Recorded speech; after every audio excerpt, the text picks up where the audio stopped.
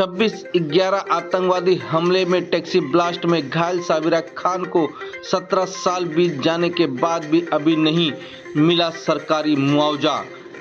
अगर सुनवाई नहीं हुई तो मंत्रालय के सामने मां बेटे करेंगे भूख हड़ताल। देखिए खबरें आज भी के लिए मुंबई ब्यूरो रिपोर्ट।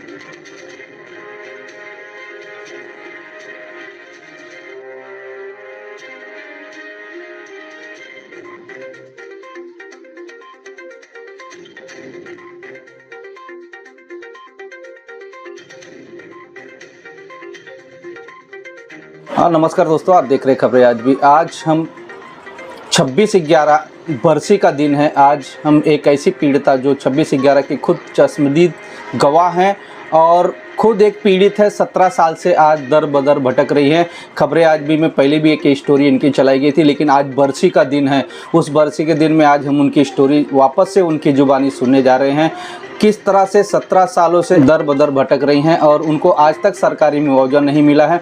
आइए बात करते हैं साबिरा जी से, खुद उनकी जुबानी। मेरा नाम है साबिरा खान। मैं डाकिया रोड में रहती थी और मैं सन 85 से बम्बई में रहती हूँ और मैं पेशे से टीचर हूँ। उस दिन मैं रोज़मर्रा की ज़िंदगी की तरह हमेशा की तरह मैं ट्यूशन क्लास गरीब बच्चों को लेने गई थी और ट्यूशन क्लास लेकर मैं वापस आ रही थी।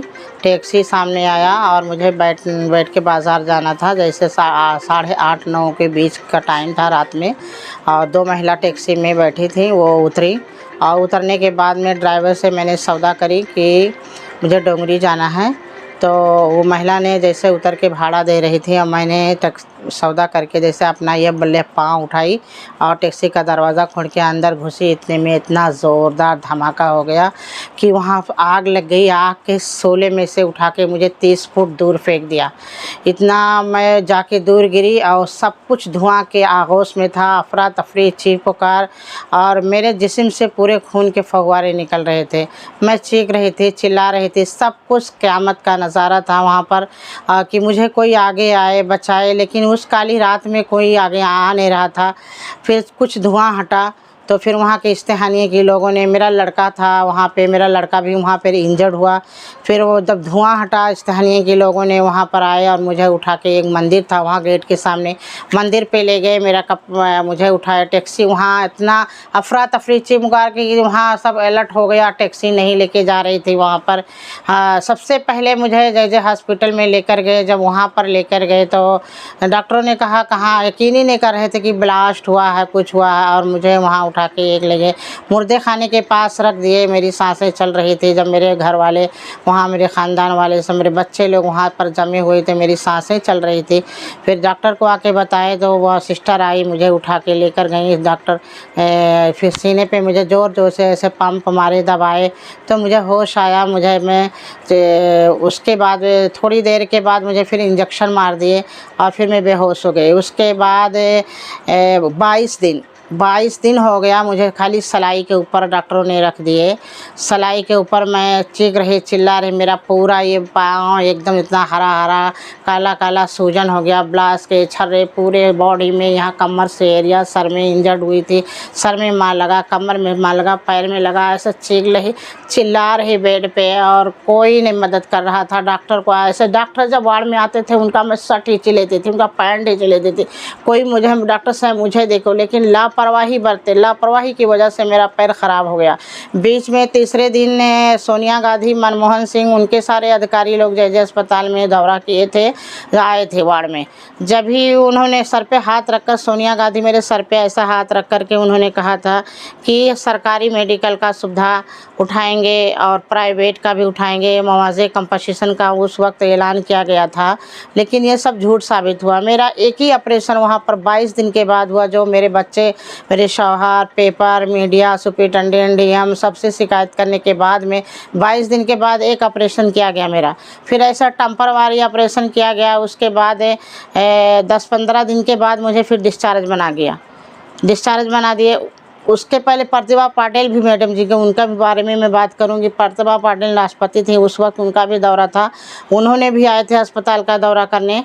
तो हम लोग नीचे जितने विक्टिम थे सभी लोगों को नीचे 11 में रखा गया था, और उनका चौथे माले पे बेड को चकाचक के साफ़ सुथरा चद्दर बिद्दर बेड बदली किए, साफ़ सुथरा माहौल दिखाने के लिए उनको सारे पेशेंट को उठा के चौथे माले पे ट्रांसफ़र किया गया, हमको भी ट्रांसफ़र किया गया।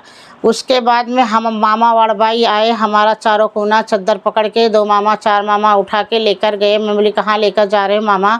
तो बोले आपको एमआरआई के लिए लेके जा रहा हूँ। उन्होंने लेके एक कमरे में बंद कर दिए मुझे। वो प्रतिभा पाटिल मैडम जी आई और चली गई, मुझसे ना मिलाया गया, ना दिखाया गया, ना मैं कुछ उनसे बातें कर पाई।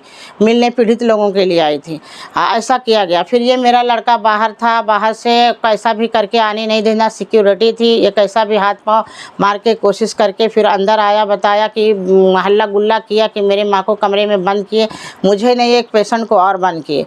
इसके बाद में मुझे वहाँ से डिस्चार्ज कर दिया गया।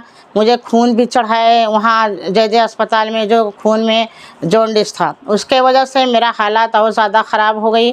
फिर डिस्चार्ज बनाए तो मैं छोटा वडाला बीपीटी हॉस्पिटल में आए। वहाँ जब अपनी जांच कराए तो डॉक्टरों ने कहा कि आपको क्या ऑपरेशन किया गया है, आपका तो पूरा छर्रा बॉडी में पैर में भी पड़ा हुआ है, जैसे कि वैसे है डॉक्टर का। और बताइए कि आपको खून में जॉन्डिस हो गया है। फिर हमारे पास इतना माली हालात से मैं इतनी कमज़ोर थे कि मैं कहाँ इतना पैसा लाती कि मैं बड़ा ऑपरेशन कराऊँ। फिर वहाँ सैफी अस्पताल में मुझे वहाँ से ट्रांसफ़र किया गया। सैफी में मैं गई तो वहाँ भी यही जॉन्डिस का बताए कि आपको जॉन्डिस हो गया। जो ब्लड चढ़ाया गया है, जय अस्पताल के डॉक्टरों ने मुझे ब्लड चढ़ाया था और मुझे बगैर चेक किए चढ़ा दिया था। उस ब्लड में मुझे खून में आ गया और फिर मेरा ऑपरेशन सैफी अस्पताल में रद्द कर दिया गया। फिर हमें कस्तूरबा अस्पताल में ट्रांसफ़र किया गया। कस्तूरबा से फिर जब मेरा जॉन्डिस कुछ उतरा लेवल में तो हमें फिर वापस वहाँ पर भेजा गया सैफी में।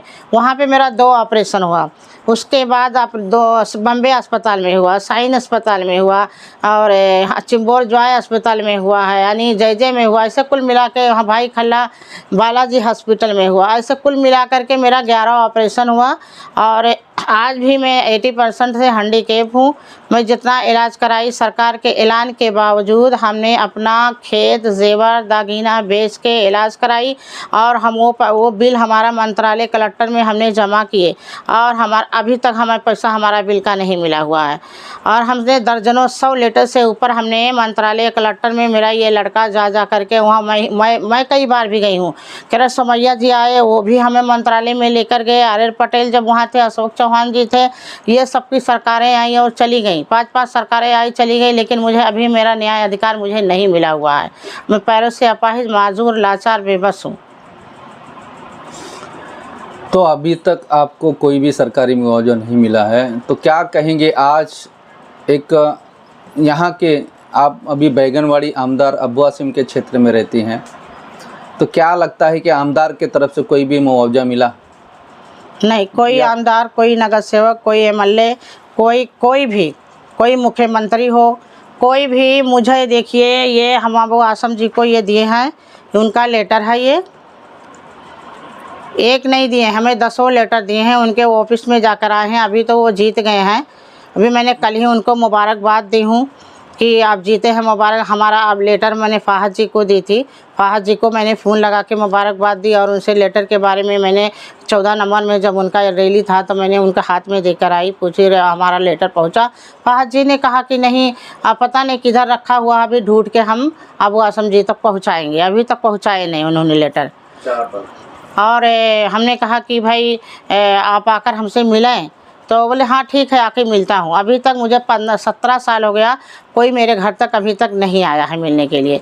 ना मुझे मेरे लड़के को 1 रुपया कंपनसेशन मिला है, ना मुआवजा मिला है। हमारे 4 लड़के हैं, तो क्या सरकार, हमारे लड़के जवान नहीं है, हमारे लड़की एक नहीं, हमारे लड़के देश का सेवा नहीं कर सकते, बॉर्डर पे काम नहीं कर सकते हैं, हमारे लड़के उस लायक नहीं हैं। हमारे लड़के को जब नौकरी का ऐलान किया गया था, सरकारी नौकरी मिलेगा, तो क्या हमारे बच्चों में से एक बच्चे को नहीं देश का सेवा मेरे बच्चे कर सकते थे? हम हैंडीकैप हो गए, हमें पेंशन नहीं देने का, हम हमारा अधिकार है, हम वोट देते हैं, वोटिंग किए हैं हमने वोट देते, मेरा अधिकार, मेरा हक मांग रही हूँ। मेरा क्या कसूर था? मैं 26/11 में इंजर्ड हुई, मेरा क्या कसूर था? मैं तो अपना नागरिक होने के नाते मैं हक मांगती हूँ, मेरा हक, मेरा अधिकार। मेरा जो इलाज कराया, मैं खेत बेची हूँ, 10 बीघा मेरा खेत बिक गया गाँव में, मैं अपना इलाज कराई हूँ। आज मैं इतना बेबस लाचार हूँ कि मैं कर्जे में चल रही हूँ, अभी तक मैं कर्जा नहीं उतार पाई हूँ। मैं चाहती हूँ कि मुझे सरकार हमारी मदद करे, हमारी नौकरी, हमारे बच्चों को नौकरी दे, हमें हर महीना पेंशन दे और हमें कुछ छोटा सा स्टॉल दे, जो हैंडीकैप वालों को देते हैं वो दें। इन्हें तो मैं एजुकेशन, गरीब बच्चों को मदद करती थी, घर घर जा करके पढ़ाती थी।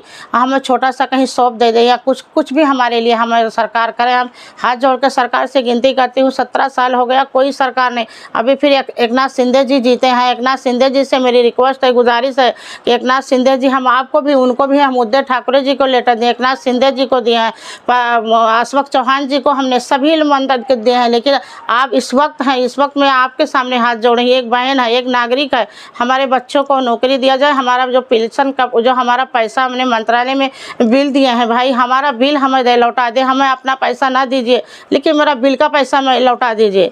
हम ये चाहते हैं कि 17 साल हो गया, अभी तो हमने 26/11 के आतंकियों ने जख्म दिया है, दूसरा मुझे सरकार ने जख्म दिया है। तो अभी क्या करेंगे? आज बरसी का दिन है, तो आप सरकार से गुहार भी लगाई हैं, तो इसके आगे क्या राजनीतिक रहेगी आप लोगों की? किस तरह से आपको मुआवजा मिलना चाहिए? अब राजनीतिक तो हम नहीं, हम तो एक नागरिक होने के नाते से मैं हाथ जोड़ के अपील कर रही हूँ, मांग रही हूँ कि हम नागरिक हैं, मुझे दिया जाए मेरा हक, मेरा अधिकार दिया जाए। मेरे जो आपने अपील किए थे कि इलाज का खर्चा सरकार उठाएगी, तो सरकार उठाई, तो मेरा तो वो हमने अपने खुद का पैसा इलाज किया। हम अपना इलाज का पैसा जो मंत्रालय में हमने बिल जमा किए हैं वो पैसा मांग कर रहे हैं, और हमारे बच्चों को नौकरी दिया जाए।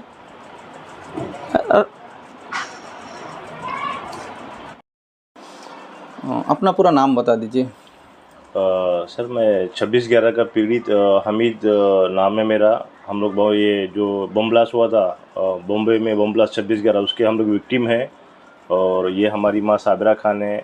जो ये बम ब्लास्ट हुआ था कसाब का 26/11 का, उसमें हम इंजर्ड हुए थे, जिसमें इतना बुरा धमाका था कि जो ड्राइवर का मुंडी है हमारी बिल्डिंग के 4थे माले पे उड़ के गया था। इतना बुरा ब्लास्ट हुआ था, जगह पे लोग चिथड़ा हो गए थे। मेरी माँ को 30 फुट लंबा फेंक दिया था, मुझे खुद यहाँ पर आँख में लगा हुआ था। ये इतनी बुरी हालत में था कि पूरा, जब इतना माँ को 30 फुट लंबा फेंका, ड्राइवर की मुड़ी जो ऊपर भी, तो आदमी किस हालत में रहेगा। मैं अपनी माँ को गोद में उठा के जे अस्पताल पहुँचाया, जे अस्पताल के अंदर उनको पहुँचाया। और वहाँ पे जब लेके गया तो जे वाले बोलते कि ब्लास्ट हुआ, कुछ नहीं हुआ, इसलिए कि 15 मिनट के अंदर जे पहुँच गए थे। वहाँ से बाजू में है मझगाँव से। सर वहाँ ले गए तो अब माँ को वहाँ बिस्तर पे रख दिए और इनका ऑपरेशन नहीं किया। 21 दिन ऑपरेशन नहीं किया हमारे माँ जी का। उसके बाद इनको जो खून चढ़ाया, जॉन्डिस का खून चढ़ा दिया। उसके बाद इनको टाका मार के छोड़ दिया हमारी माँ को। टाका मारा, नस का, ब्लास्ट का छर्रा तक नहीं निकाला हमारी माँ जी का। मैं खुद ब्लास्ट का इंजर्ड हूँ, मुझे खुद यहाँ लगा हुआ 26/11 के अंदर। मैं कई बार व्यवहार किया, मंत्रालय में कई बार लेटर दिया, कम से कम 200 बार। अभी मैं ये चाहता हूँ सर, आज 17 साल के ऊपर हो गया है। जब भी बरसी आता है तो प्रेस में ये आ रहा है, न्यूज़ में आ रहा है। और कई बार पेपर व्यवहार किया मैंने। ये देखो, ये हम लोग कई बार पेपर में आया है। ये 26/11 में मेरी माँ है, मैं हूँ, एडमिट थे हम लोग। माँ ये पेपर में कई बार आया है, कई सारे पेपरों में आया है। ये हमने मंत्रालय में लेटर भी दिया है, कई बार 100 बार लेटर दिया, स्टैम्प मार के दिया हुआ। अबू आसिम साहब को लेटर दिया हुआ, MLA साहब को। अभी फडणवीस जी की सरकार आई है। प्लीज़ सर, मैं रिक्वेस्ट कर रहा हूँ, आप लोग कुछ हमारा सहायता करें। आज माँ हैंडीकैप है, ये रीढ़ का हड्डी फ्रैक्चर है, पाँव से उठ नहीं पाते हमारे माँ। मैं खुद परेशान हूँ, मेरे पास ना नौकरी है, ना धंधा है, ना कुछ काम है। हम लोग खुद परेशान है। न्याय मांग रहा हूँ सर, आप लोग। 17 साल हो गया है। अभी शपथ लेने जा रहे हैं, CM बनने जा रहे हैं फडणवीस, जो हमारे जो मुख्यमंत्री बनने जा रहे हैं, अबू आसिम आजमी।